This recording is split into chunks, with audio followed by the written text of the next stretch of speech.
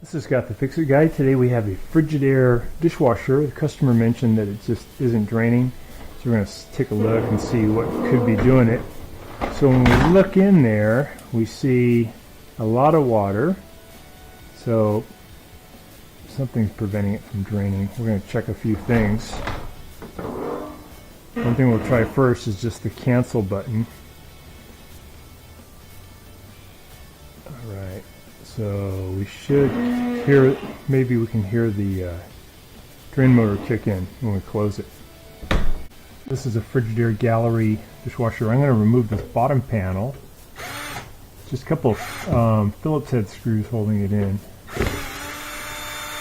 And then kind of feel what's going on with the drain pump.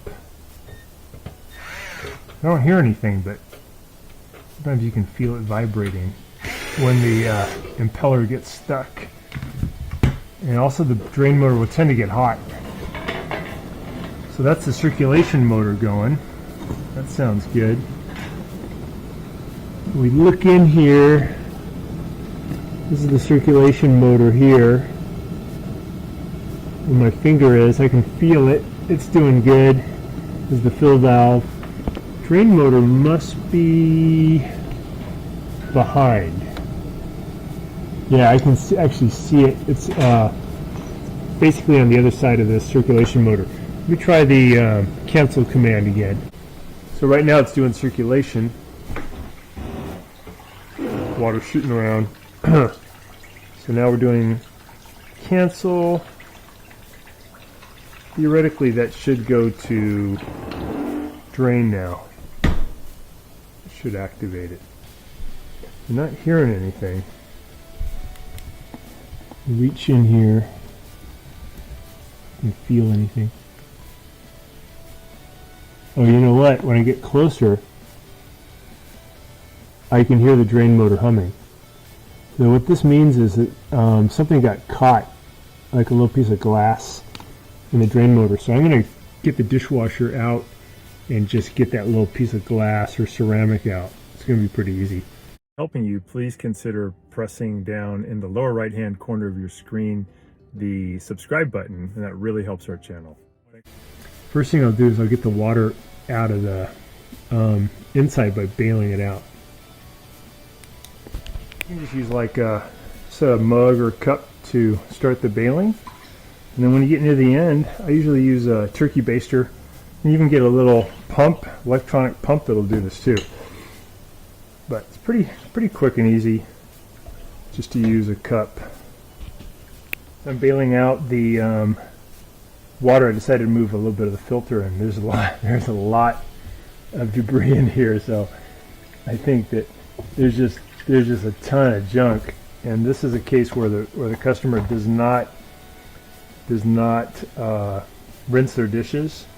And this is what will happen. The dishwasher will not work well, and it will, this is the problem.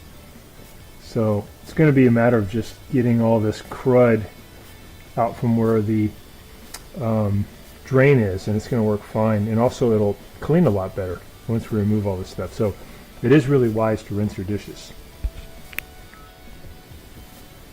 So I got the filter off, and we can see the filter is massively clogged. So it's a wonder this machine could even clean dishes at all. It's just way too much debris. And I'm just using now, I bailed out most of the water. I'm just using a turkey baster to get the final amount. And we're going to see if we can get all this crud out of the way. And then also we'll check on the drain pump, because something is blocking the drain pump. I got a feeling it's just some of this debris. I'll show you guys how we do this. But a lot of junk in there, right? That's all stuff that can get pulled into the circulation motor and cause all kinds of problems. So please rinse your dishes.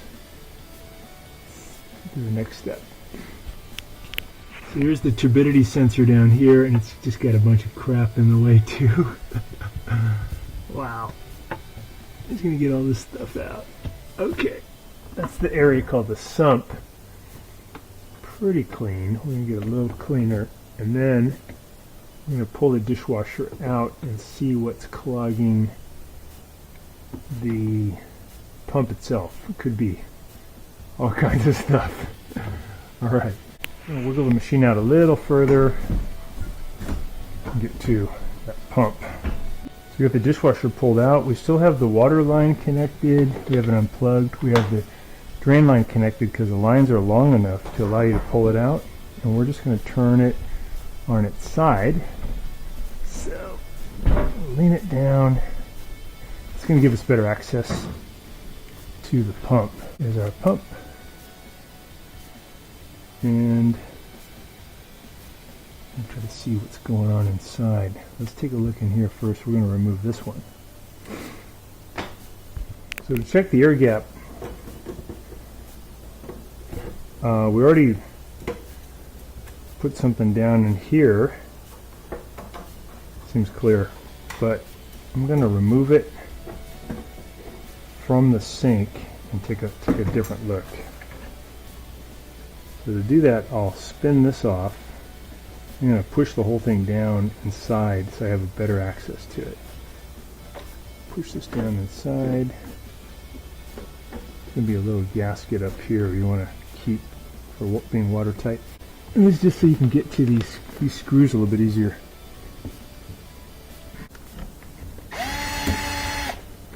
That screw off. So I'm just pulling the drain hose off of the air gap right now. Let me take a better look at what's going on. Okay, here's my drain hose. Pretty good.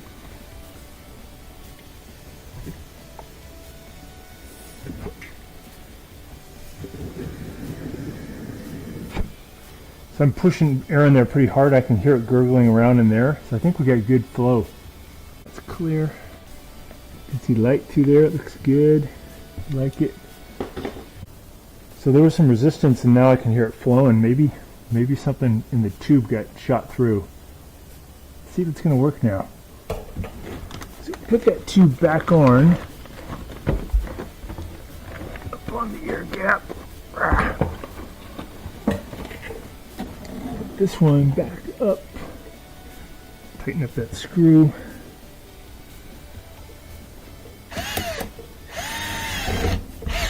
It's tight. I'm going to push this thing back up, and what I usually do is I'll put my finger down here so I can kind of feel, use my other hand, push it up in there. It helps me index it so I can find it. There it is. Push it up, gasket on there, and I'm going to thread this nut back on the air gap. I'll take this dishwasher for a test drive, see how it's doing.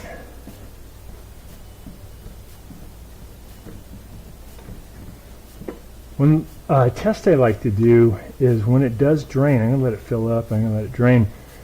I like to see water shoot out of this about that high, maybe 3 or 4 inches, and I know the drain's really doing good. So I'm going to leave the cap off here for a second. We're going to start the dishwasher. Okay, we got power. It says power failure. That's normal because it's just telling you the power went out. I'm going to select the cycle. Do quick wash, 50 minutes. Start. It's letting water in. See what happens. We have a full contingent of water now. The circulation motor is active, and we can actually hear it shooting around a lot better than it did previously. And that was the result of this filter being so clogged. So we're going to also clean that. Next thing I'll do is I'll press cancel. I want to see if I get some water coming out there. A little water left. I think the drain's working now. I think we got rid of the obstruction. I'm going to close it. Yeah. So we can see a big column of water shooting up. That's a good drain. Okay. Put that back on.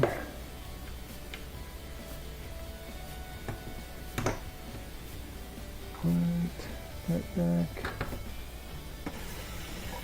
We're just getting the surface stuff off of the screen. And you got to get in here and get all this stuff out too, because that is where the water flows, should flow, wants to flow. So this filter's pretty good. It looks like it trapped a lot of the stuff before it got into the mechanism, but some definitely got in through this stuff. So thick. So this one, this port has to go that way.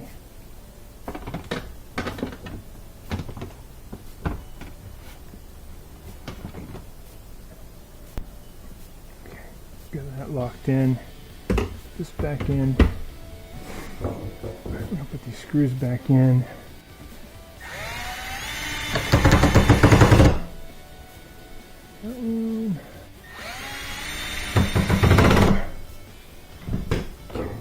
Looking good.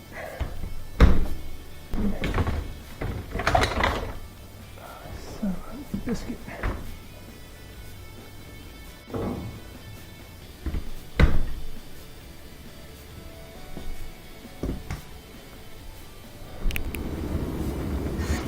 Putting in the last screws.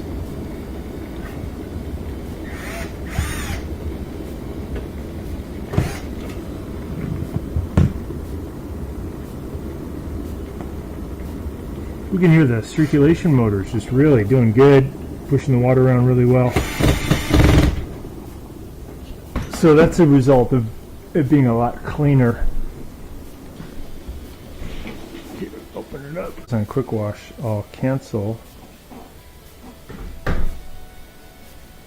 Should start the drain motor. There we go. So it's flowing really good. We can hear it. Back working good. So thanks so much for watching, and please subscribe when you get a chance. Things we did again was we cleared the air gap, and we made sure there was nothing obstructing the impeller, and we cleaned the filter. A lot of bad stuff in there. So again, thanks for watching.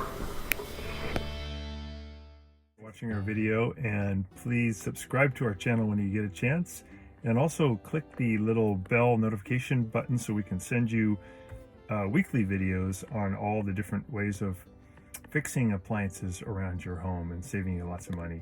So thanks again for watching, and please also press the like button for our video if this was helpful to you. Feel free to contact me at the email listed below, which is scottthefixitguy@yahoo.com, with any of your questions. And also, if you need to have a FaceTime meeting with me or a Zoom meeting, you can click on one of the links below in the description, and we can set up a 15-minute or 30-minute video conference where we can work on your appliance problem. So thanks again for all your support and for watching the video.